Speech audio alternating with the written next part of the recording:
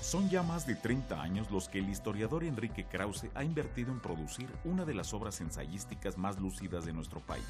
Su tema, México, la anhelada democracia, los avatares políticos y la permanente esperanza de nuestra sociedad en torno de la transformación nacional. La reunión de todas estas reflexiones, en 3 magníficos tomos publicados por el sello Debate con el título genérico de Enrique Krause, ensayista liberal, representa un afortunado acontecimiento editorial y una oportunidad extraordinaria para reanimar la discusión sobre el presente y futuro de nuestra vida democrática.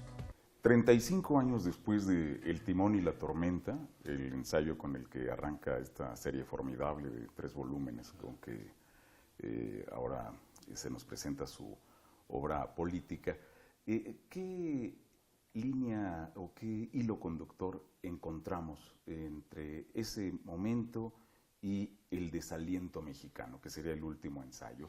¿Qué sería la línea principal? Se llama Ensayista Liberal la colección, y yo creo haber sido coherente a lo largo de esos 35 años, y de hecho desde antes quiero pensar que he sido coherente a una actitud, un ideario, pero sobre todo una actitud liberal, a una identidad liberal, si cabe la palabra. Porque el liberalismo es, antes que una ideología, mucho antes que una ideología, una actitud. Es una disposición a la tolerancia, al diálogo, al debate, la convicción de que existen diferencias a veces insalvables entre las opiniones y los hombres, pero que éstas deben de ser siempre objeto de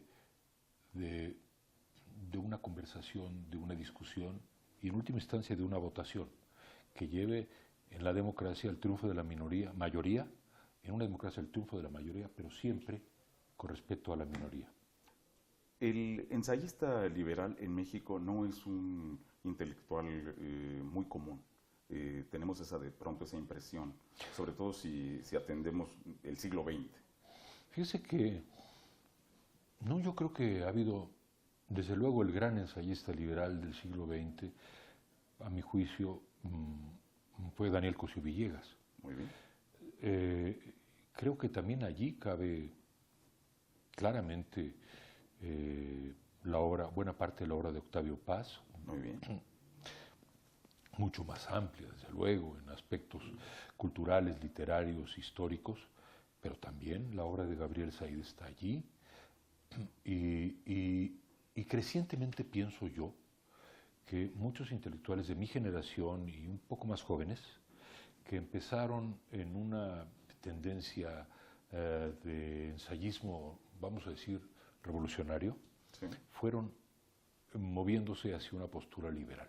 No, yo creo que hay un convencimiento paulatino y creciente de los valores permanentes, perdurables, de la actitud liberal, vamos a llamarlo así, para la vida política.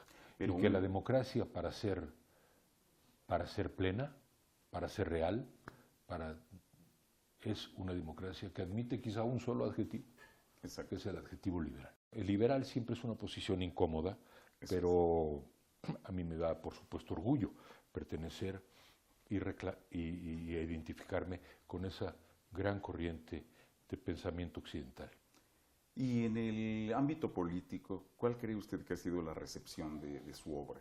Yo vi en la presentación de la Feria del Libro algo que me interesó mucho, apenas en Guadalajara, que usted logró reunir ahí a bueno, figuras no se diga, interesantes. la representación intelectual era de lujo, ¿no? José Woldenberg y... Bien, por un lado. Y Jesús Silva Herzog, que son 2 figuras, uno un hombre de izquierda, liberal, democrático, Sí. socialdemócrata más bien, Woldenberg, y un liberal más clásico como es Silva Herzog. Sí, cómo no. Bueno, para mí fue muy honroso escuchar sus puntos de vista y sus críticas. En particular la de Goldenberg me interesó muchísimo y además estoy de acuerdo con él. Me hizo críticas profundas a lo que él consideraba lagunas en mi reconocimiento de, por ejemplo, de la vocación democrática de ciertas luchas sindicales, por ejemplo. Me pareció muy bien. Por lo que hace a la representación política en la mesa, pues estaba Cuauhtémoc Cárdenas, Manlio Fabio Beltrones y Santiago Krill. Quisiera interpretar esto más como un reconocimiento a la importancia de la democracia liberal en México que a la relación de amistad conmigo. Claro. Mirando hacia el futuro, y como una pregunta conclusiva, digamos, ¿qué cosa positiva encontramos en estos 35 años? Hay muchas cosas desalentadoras, desde luego, usted las ha documentado, pero mirando hacia el futuro, hacia el porvenir. Es muy impopular hablar de las cosas positivas. Quien habla positivamente parece un viejo conservador. Viejo sí, conservador no. Ni viejo tampoco. Yo me puse a Díaz Ordaz y a Echeverría y a López Portillo y a De la Madrid, en el que finqué esperanzas, y a Salinas, al que le reconozco reformas económicas importantes. Aplaudí la presidencia de Zedillo, tuve esperanzas en Fox, que me decepcionó. Critiqué a Felipe Calderón, aunque también le reconocí ciertos aspectos de su presidencia, y lo mismo con Peña Nieto, y lo mismo con figuras importantes que, si no han sido presidentes, han presidido la vida política mexicana, típicamente Cuauhtémoc Cárdenas y Andrés Manuel López Obrador. A todo lo largo de esos 35 años, mi postura ha sido crítica porque no fuimos una democracia liberal y lo somos ahora de manera muy imperfecta. De modo que materia para la crítica la hubo y la habrá. Que hemos hecho progresos, no me cabe duda, Ariel. El presidente no es omnipotente como lo era. Existe división de poderes que no había. Las elecciones no las maneja la Secretaría de Gobernación, sino el Instituto Nacional Electoral. Existe una libertad de prensa y de expresión que, si no es completa, sin duda alguna no lo es, por obra de los gobiernos locales y de los poderes fácticos criminales, sin duda es mayor que la que existía en los años 80, 70, 60, 90, que me tocó vivir. Sí. Soy un testigo de ese progreso y mis libros, estos 3 libros, son el testimonio que quiero dejar, que he querido dejar, para quien lea, no todos los libros, sino que vaya pescando aquí y allá, sobre todo con el índice razonado que doy al final, que es una ayuda, que está diseñado para ayudar a la lectura, porque tiene pequeños resúmenes de cada artículo y el libro está editado por mi amigo, el joven editor Andrés Takeshi, de una manera que nos llevó mucho tiempo, para que se lea como una historia del presente. Sí. Bueno, ahí el lector podrá encontrar razones para tener un relativo optimismo, porque México en muchos aspectos está mejor. Pero también podrá encontrar en el libro razones para la desilusión. Yo estoy en contra del desaliento. Yo creo que el desaliento es una forma del suicidio, que es una forma del decir ¿y para qué? Bueno, ¿para qué? Para muchas cosas. Las generaciones que nos siguen no merecen nuestro desaliento y ellas mismas no merecen desalentarse.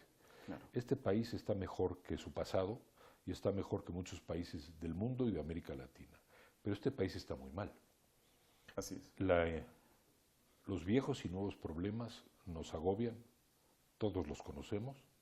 La impunidad, la corrupción, la inseguridad, la violencia son agudísimos, pero no vamos a salir de ellos mediante la unción de un caudillo salvador o de un acto que mágicamente lo resuelva todo. No, vamos a salir de ellos poco a poco, fragmentariamente, con muchas dificultades, en un proceso muy largo que puede llevar años, quizá generaciones, y que pasa por la consolidación de las libertades y las instituciones. Yo creo que esa es, en esencia, el mensaje de esta historia del presente que fui plasmando en esos libros, para que ahora y en unos años alguien voltee, ojee ese pasado y diga, haga su propio juicio, su propio balance. El mío es, estamos mal. De acuerdo. Claro. Pero hemos hecho avances y en muchos aspectos estábamos mucho peor. Sí, pensé en el optimismo o en lo positivo porque en los últimos tiempos usted ha tratado de dirigir muchos de sus textos y de sus reflexiones hacia los jóvenes, sí, pensando en una nueva generación de políticos, en un relevo generacional. Yo quisiera eso, ya se exige, ¿no? lo he dicho en la última parte del último libro. Mire, cuando surgió el movimiento 132, que dio la vuelta al mundo, ¿no? Sí. Mi reacción inmediata fue aplaudirlos y advertirles que tenían que institucionalizar su movimiento. De alguna forma, una corriente política, hacer algo para que eso perdure. Generar algo. Me gané buenas críticas en las redes sociales, pero lo siento, que tenía razón, porque el 132 desapareció, se esfumó. La gloria instantánea no vale nada. Sí. La gloria instantánea no es gloria, es fama, es reflector, no es nada. Lo único que importa es perdurar y construir. Y eso es lo que hace falta. Ojalá y las nuevas generaciones se dan cuenta, primero, que no son tan jóvenes como creen, y que siendo jóvenes, relativamente, no tienen tanto tiempo como para hacerse cargo de las riendas de este país, que finalmente les ha dado mucho, mucho a ellos y a todos, mucho, que a menudo no apreciamos. Claro, claro. Yo le agradezco muchísimo estos minutos con los televidentes de Milenio. Encantado de estar con su periódico, con la televisión, con esta empresa de ustedes que yo respeto y sigo. Muchas gracias.